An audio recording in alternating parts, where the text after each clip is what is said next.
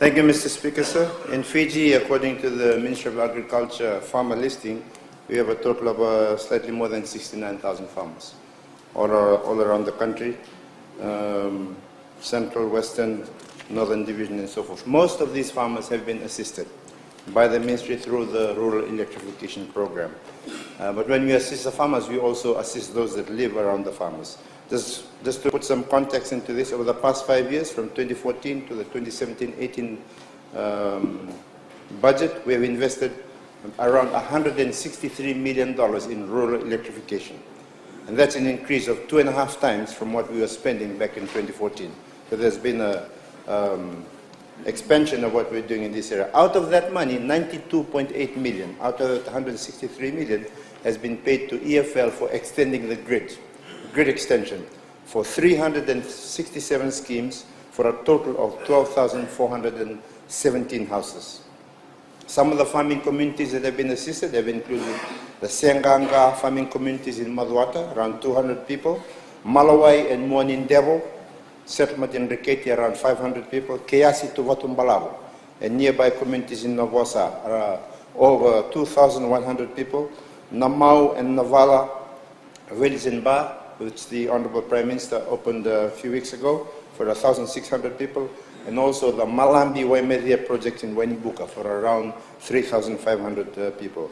In addition to this, following projects are currently in progress.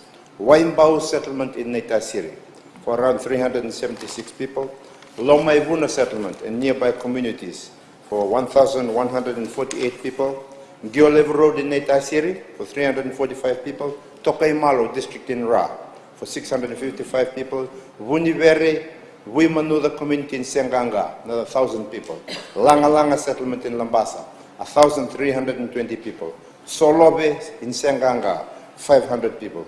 And some of the 2018-2019 projects that have already been paid to EFL to start with the design and construction later on include the Nalawa district in Nassau, Regiraki for 3,000 people, Lalakoro, Bunimako, Rokosalasi, and Dangao in Senganga for 715 people, Welangi to Naseliseli village in Taviuni for another 1,475 people, and Naikilikoso and Wenikoro in Lambasa for 510 people.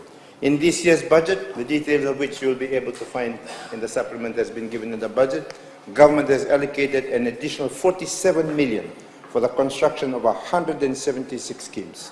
Full list that you can find in this budget supplement. So in the next 3 years, government has set a target to connect an additional 2,500 houses, roughly around 12,500 people to the grid annually. Most of this is in rural areas. And this is part of our striving to achieve our target of achieving 100% access to electricity by the year 2021. Thank you, Mr. Speaker, sir.